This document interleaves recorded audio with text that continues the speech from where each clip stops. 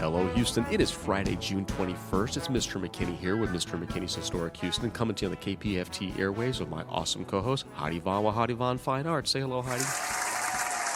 Hey, Houston. Hi, Mr. McKinney. Well, hi, Heidi. I'm so excited about tonight's show because last week was amazing. We just knocked out of the park with Karen Dion. Having her and Kendra Walker on the show was a big deal for us. And it's also important we talk about tonight's show because we actually have somebody who I collect. I'm all focused on Houston art. And about 2 years ago, I saw this artist's artwork over at the Bayou City Arts Festival. Heidi, I'm a huge fan. Tell listeners who's going to be our arts guest on tonight's show. Well, it's Joel Anderson. If you've ever wondered what bees might have to do with art, we're going to be talking about that. And I just want to say I love the fact that you are an art collector because I'm an art dealer. Well, that's true. 3510 Lake Street, Heidi Vaughan. Well, you know, Heidi, we shouldn't waste any more time. We should get started with our very first guest. Thank you, Mr. McKinney. It's a real pleasure to introduce our arts guest today. Joel Anderson of Joel Anderson Art is a local Houston artist who also has a background in the oil and gas industry. And it's going to be real exciting to hear how you made this transition. But Joel, welcome to the Houston Hour. Thank you for having me. It's a pleasure to be here. I can't believe I haven't met you before now. How long have you been making art? I just passed my 10-year anniversary. And you ran Archway Gallery. I was there about 8 years and served as director about 6 of those years. That's a very big deal. Can we start by talking about Archway Gallery and what that is? Sure. So Archway Gallery on Dunleavy, kind of near, a little north of Westheimer, is a local artist-owned and operated gallery. So some may consider that like a co-op model of the 3 types of galleries. We have about 30 artists. So part of that is every artist is required to work at the gallery desk. In our case, it was 1 day or 2 half days. Do an additional job, like be on the publicity committee, treasurer, all the things that go into operating a gallery. We did have one outside hire, and that was our publicity director. Deborah Ford is who we used. We know Deborah. We've had Deborah on the show. Yeah. And the commissions are a little bit less than a traditional gallery. So depending on the gallery itself,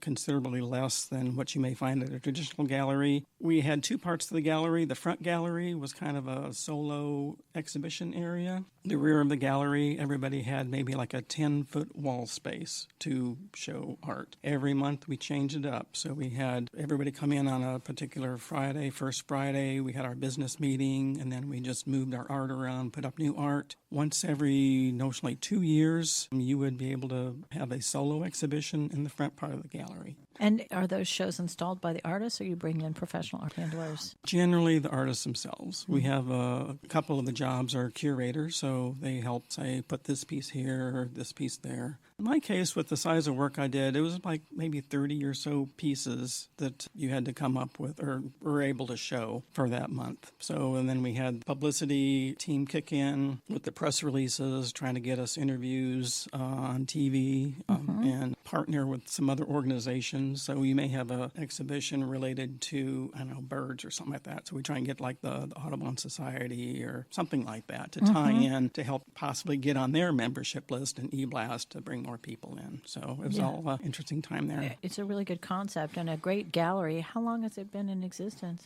I want to say approaching 40 years. Wow. I mean, we touted ourselves as the Texas oldest artist-owned and operating gallery. That's pretty impressive. You got to be doing things right to stay in business for 40 years. Yeah, and each era had its little challenges. So I was part of the crew there during the COVID shutdown. So part of that was learning how to really beef up the online presence and Absolutely. Try and sell without the doors being open. I still have white knuckles from the whole thing. I feel so lucky I'm still in business. It was a terrible time to be trying to sell art in an art gallery. And we still, conducted our business meetings, so everybody had to learn Zoom and get little cameras and figure out how to do all that and go on mute if you weren't going to talk. People really started to buy art online during the pandemic, and auction houses just blasted off online. Prior to that, it was not so regular to buy, especially expensive art online. Now that's really changed. A big part of my business involves liquidating fine art assets. I'm an appraiser, and I liquidate fine art assets for people. And the auction houses were very nervous in the beginning. thing. And then I think there were so many people home, bored, online, and they couldn't spend their money on trips or things they wanted, and they really started to set records with art sales online. And I know you sell art online. I'd love to hear about that. As part of Archway, we were in, was it Artsy?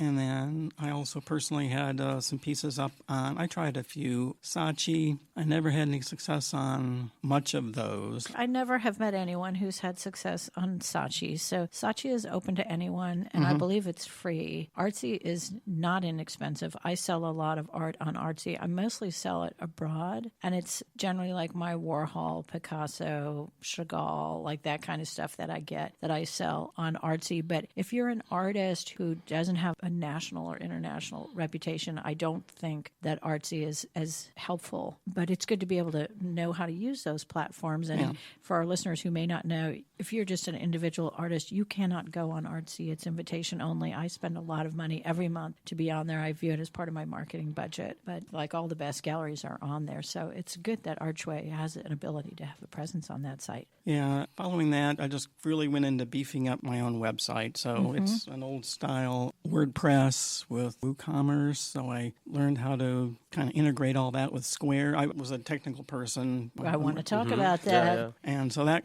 part intrigued me as part of a way to keep that technical experience into the art By life. Square, you don't mean Squarespace, you mean paying with Square? Paying with Square. Yeah.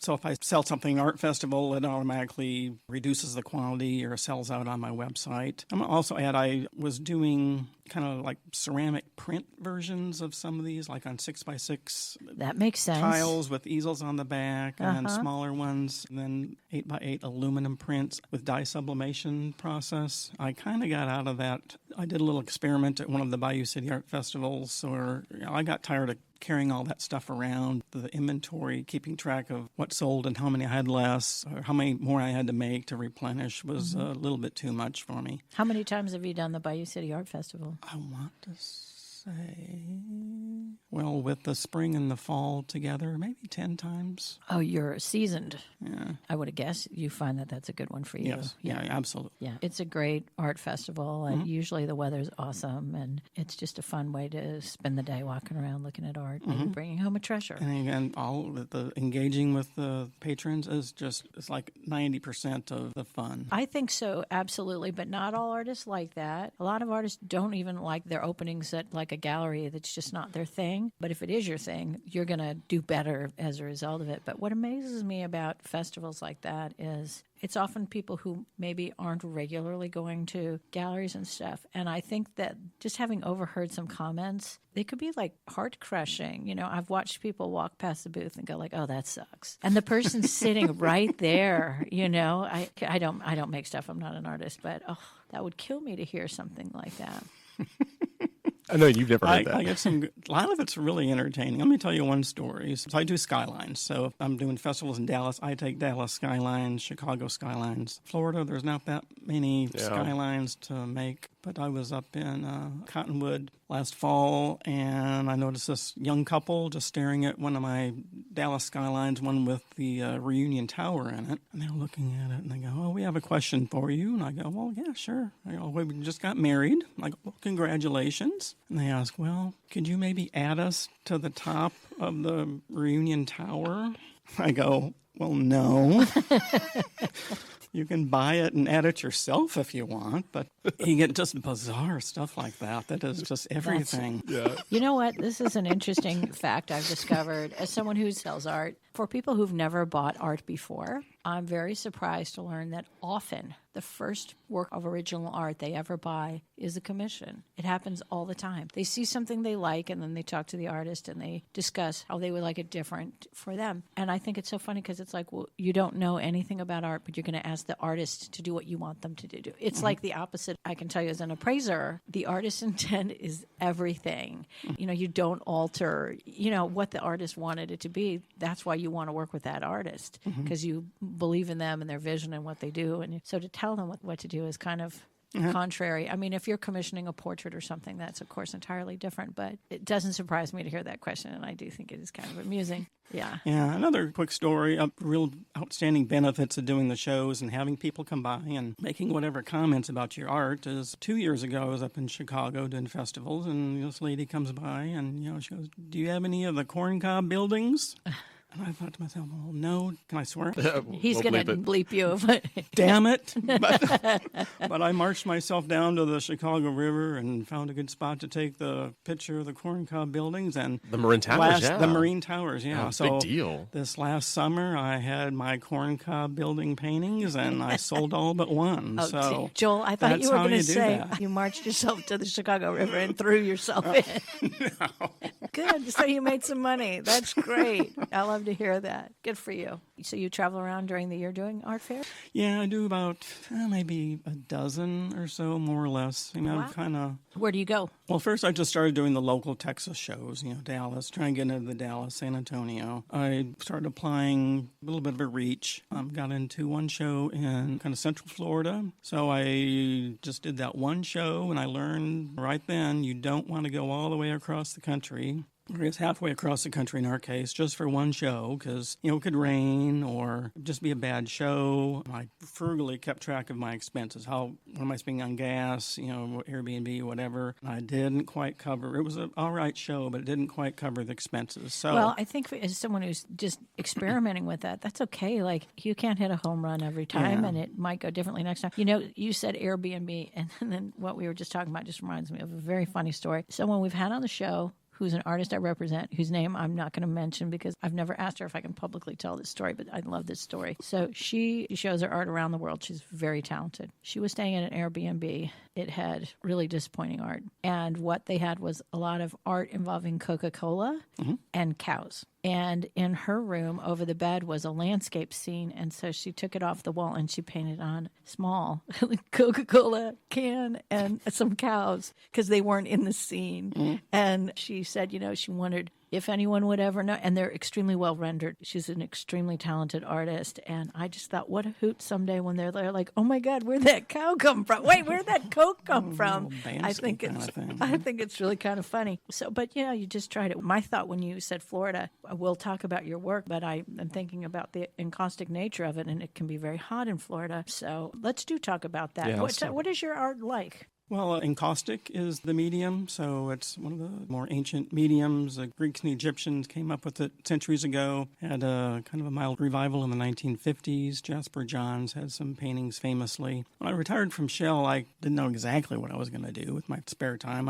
How long were you at Shell? 33 years. That's a long time. So in IT. So excellent. I had dabbled in art through the years, here and there. So I did have some paintings that needed some proper framing, so at least I had the wherewithal with my retirement gift I needed to pick out for myself. I bought a miter saw so I can make nice cuts. That's nice. Planning for your retirement. That's a good idea. It's crafty too. Went on YouTube to learn how to make some float frames, as we see here. Found a guy, John Peters was his name. He's a woodworker up in New England. He had nice short videos how to make frames. He also dabbled in encaustics and showed how to do the basics of it. So we haven't talked about what encaustic is. So it's a mixture of beeswax and damar resin, I think from maybe tree sap in Brazil or something like that. So that hardens it up, the beeswax. Too much, it makes it too brittle. Not if it makes it too soft. I also, for my own mixture, add in a little carnauba wax, which you find in car wax, to give it a little extra shine. So that does raise the temperature some. That being said, there are some standard precautions I tell people, kind of in a fun way, like your children, don't leave them in the car in the summer. And maybe 150 degrees, this sort of things will get serious with them. So if your house is 150 degrees, you have more serious problems going on than my art coming off the frames. Yeah, it takes a little bit with my exhibiting, a little bit extra precautions to wrap them up. I cover them in either glycine or parchment paper and then some kind of other covering to make sure they don't get too banged up and that the frames are able to sustain some punctures as well. So just general care, like with any fine art, sometimes they have like a haze look to it, and or like the colors that you put into these just really pop and go through that, but it has a unique look to to it too, which is... So my main process, particularly for the skylines and the trees, is to take a digital image. So a lot of the skylines, Houston in particular, I'll fly my drone up, and part of the fun is where do you stand or where do you fly to get the best shot of downtown. So I'll take that image, run it through a couple digital programs, mainly take out the color completely. So I'm just left with kind of black outlines of sorts. So I prepare plywood with a good base. I have the encaustic and electric skillet, 200 degrees or so. I work flat, so I'll brush that encaustic mixture onto the plywood. I use a blowtorch to seal it, to fuse it into place. And then just depending what I'm doing, so maybe 6 layers of that to get a good base. And then I'll take that digital imagery, do an image transfer process to get the black outlines onto the painting. And then I don't want to ask you to give away all your trade secrets, but how do you do that? Essentially printing it out on kind of a special paper, transfer paper. I flip it down on top of the encaustic and kind of use an old-fashioned salad spoon to kind of burnish it in. So the toner is transferring. These are kind of real old methods. Mm-hmm. Yeah, it's good. Some of these I employ, I call it a shellac burn. So like the bonsai series, I will coat it before the transfer process with shellac and then use the blowtorch to break it up and give kind of an interesting texture and pattern. And then I'm using just my own colors, pan pastels, to rub into the surface and then blowtorch it to seal it all together. Wow. And these are limited runs. I mean, you only have a few of each, right? In some cases, one of a kind. Mm-hmm. Yeah. I'll do multiple versions in different sizes, starting from the same photo. So I may mix up, the colors on the buildings, the cars, whatever like that. I have a couple good series of the Houston skylines in particular. Another thing you can do with encaustic that's a little unique is it's semi-transparent. So my other good series I call them Basswood Confessions. So I will lay down maybe 30 layers of the encaustic and intersperse vectographic trees through the process. But before I do any of that, I write a little confession on the painting. Sometimes it's a very involved confession. And then just the process of putting all those layers of encaustic and covering up some trees and writing kind of sloppily. I get to just have the most outrageous stuff I've ever imagined. Are they legible at all? Not really. I love this. So people are either intrigued or appalled. Oh, I'm intrigued. So I won't, again, another artist whose name I won't mention, she does sculpture, including very large-scale public art in steel.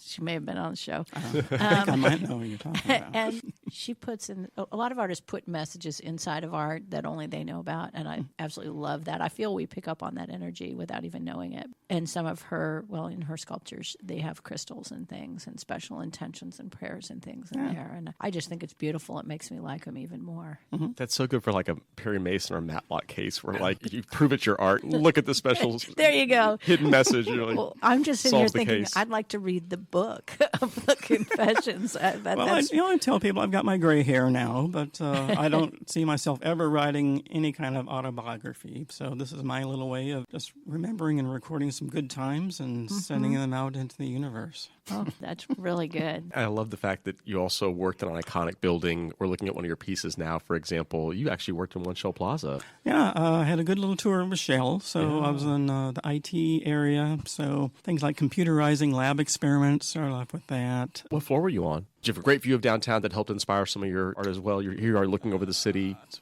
50-ish It's 50 stories tall. I want maybe say 30 or so. Oh, that's good. That's high. Yeah. I live on a high floor where I live, and I love my view. Inspiration, yeah. Spent a lot of time at what we called our information center. So Old Spanish Trail, Greenbrier. Oh, yeah, and the medical center. And I had some of the other stints at Wood Creek, Bel Air, and then some of the projects I got on, like rolling out our Exchange Outlook back office infrastructure, got me around the early world. days. Yeah. So South America, Europe, and like Kuala Lumpur. So it was a good little... I was an oil and gas tour. wife more than 20 years. People are surprised to know all the places. Mention your social media handles real quick, too. Your social media handles on it. It's all Joel Anderson art. Because, folks, when you watch Joel Anderson on Facebook and Instagram, especially the reels, the different videos on these social media platforms, you're going to see actually the process. He's very comical. They're fun. They keep you engaged throughout the entire season. And you get to learn about where you're going to be at next, which is really neat because you may know somebody somebody in one of those cities, and I just love the skylines. I mean, I'm a proud owner of 2 of your pieces. What do they depict? Oh, well, one, of course, is Allen Parkway. So you're driving in Allen Parkway going to the east, and you see the city skyline right there. The other one, Beautiful view. oh, it's a great view. It's one of my favorite vistas of Houston coming in that area, just because all of our older buildings look kind of taper upwards, and you really see them all sprinkled throughout. And the other one is Herman Park, Middle Outdoor Theater, the idea of being able to see that. And actually, we've had Sissy Siegel Davis on the radio show, and in her office, tell listeners what she has in her office. She has one of the Miller Outdoor Theater pieces. Wow. Miller Outdoor Theater 1, I think, or something like that. Yeah. And you've got a beautiful very Meekum cool. fountain one as well, too. It's a larger piece, which is really neat, too. So it's just great art that really kind of connects. It's kind of a We Love Houston show, if you will, today. I think, for me, like the Meekum Fountain is very much an icon of Houston. Yeah. That would be... Well, like in Chicago, right? in Lincoln Park? Yeah, Lincoln Park and the fountain that's there. Yeah. I call it the Married with Children fountain because you always see it in the opening of Married with Children. the TV show. Buckingham Fountain. Oh, yeah, Yeah. Buckingham Fountain. There Yeah. you go. Oh, I love that. Do you have one of Buckingham Fountain? I took the photos, ready to do it kind of like the Meekum Fountain, where add in little Splashes. 3D white Yeah. to depict the water. I haven't done it yet. Oh, I bet It's these on- are on very camera popular. roll. They seem, very, very sellable. Yeah, they're colorful, they're bright, they're fun. Yeah. Speaking of colorful, bright, I mean, it's Pride Month. Here we are. Tell us about your beautiful husband, too, of 10 years, too. Oh, Arnold Arenas. He works at the women's hospitals. We just got into pickleball. We got each other pickleball paddles for Christmas last year. Oh. So the goal is don't hurt yourself. Don't sprain anything. Or Don't others. put yourself out of commission.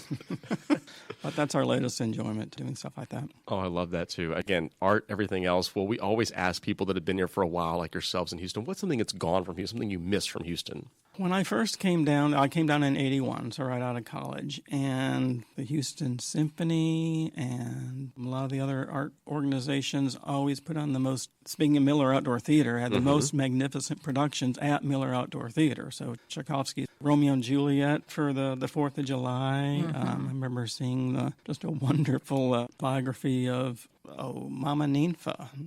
So you were there back in 1983 when it was Jim Bernhard is the voice of the Houston Hour who wrote the musical Ninfa after the Mama nice. Ninfa back in 83. And I did not know It premiered at Miller that. Outdoor Theaters. I love this story, but there's the connection. And you're right, Yeah. Miller. And then the symphony moved up to the Woodlands, and it was just, I was in the Fort Dodge Symphony Orchestra and the Iowa State Symphony Orchestra playing second violin, like second chair from the very, very, very end.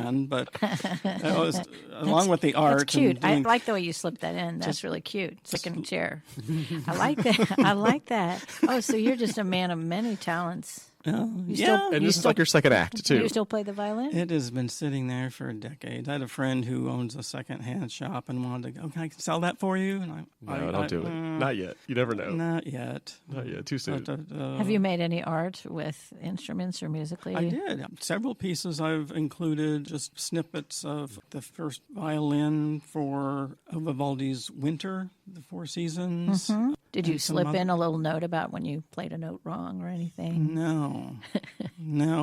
Which was most of the time. There No was violin confession. like we were playing Tchaikovsky's Fifth, and I had the proud moment of, I don't know, maybe 5 minutes, I could not play a wrong note just for that 5-minute span, and we were playing an epic concerto, and that was it. And then that was kind of That the must highlight. have been really fun, though. Yeah. Must have been really I fun. like running. I did the marathon here 4 times. The last time I did pretty good for a person my age. You But do a lot. I go, that's probably it for my 4 running times. career. That's a lot. I love And it. to be able to get better each year. Yeah. And I never did a lot of the goal for the marathoners is to make the qualifying time for your age for Boston. And never quite did that. But I was close. But For you. I love it. Art, kept music, me- running, everything else. Well, let people know where they can get a hold of you, Joel, your social media handles, your website. Where can they get a hold of you? everything is Joel Anderson Art or joelandersonart.com. Instagram, Facebook. You'll find me on Threads a little bit. I'm kind of lurking lately, but Yeah. maybe getting into more Well, of they're that. fun videos, and the art's amazing, too. So folks, go out there and check it out. Well, thank you for joining us on the Houston Hour with Mr. McKinney and Heidi Vaughan. We're going to break for some messages and come back with more of the Houston Hour on 90.1 KPFT Houston.